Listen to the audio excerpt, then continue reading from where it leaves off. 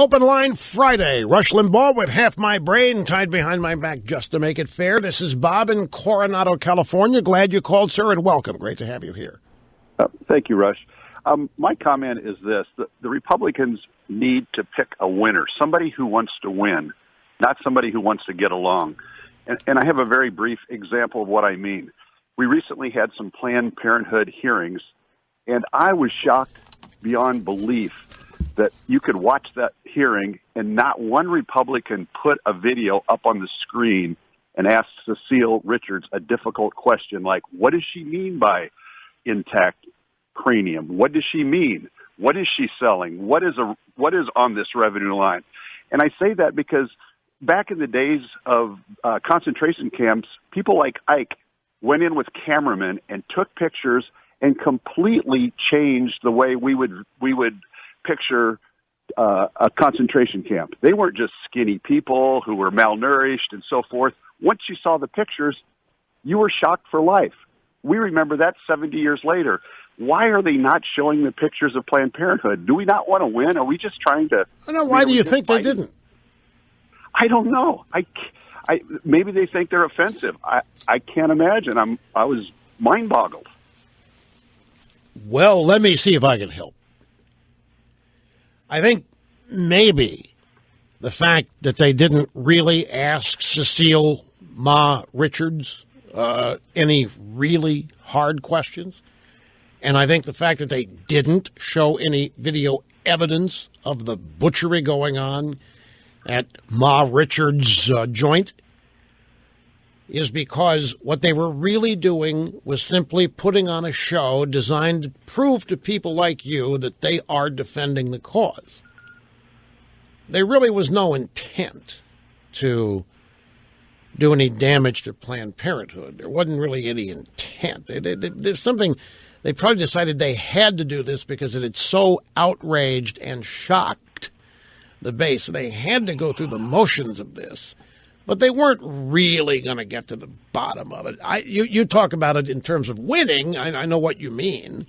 And there are theories abound that some of them on the Republican side don't want to win because they don't want to work at the job of actually running that place and governing it from the standpoint of being aggressive and advancing an agenda.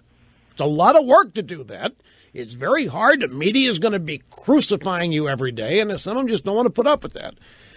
I think the money people behind Planned Parenthood carry a big stick, so I think they just basically put on a show hoping to mollify people like you. But, Rush, don't we have fighters at all? I mean, I would think there'd be some 35 or 40-year-old conservative Republican that would just... Well, they've got to get on the committee first. I mean, they've got to be assigned to the committee first, and who does that? I know. I mean, you're asking a valid question. Where are the fighters? Join the club here. We got 7 years. We have 7 years of the most radical, extreme, leftist political agenda that this country has seen since Woodrow Wilson. And there hasn't been any real attempt to stop it. Inside the Beltway, inside Washington, there has not been a severe effort to stop it. I've got a piece here in the stack that is a really good piece on how the economy today is worse than it was during the Great Depression. And it makes the following point. The Great Depression on the population was less then, obviously, than it is today. You know what the total number of unemployed people was during the Depression? 12.5 million. Today it's 46, 48 million unemployed.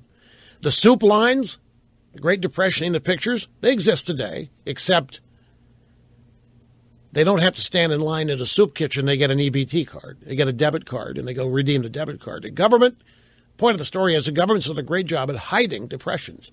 But we're actually at worse second. 96 million Americans not working, and there hasn't been any pushback against this. 5.1% unemployment rate's an outright lie.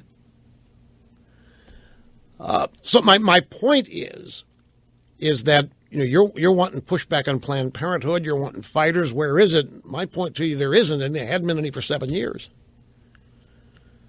And that's, I think, one of the reasons why this job of speaker, again, people are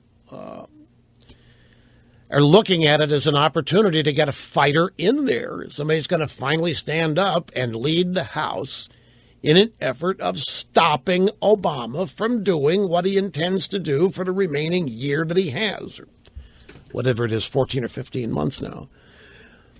And it's clear the establishment doesn't want any part of that. They don't want any stopping. They don't want to have to put up a fight. They don't want any part of that. And at some point,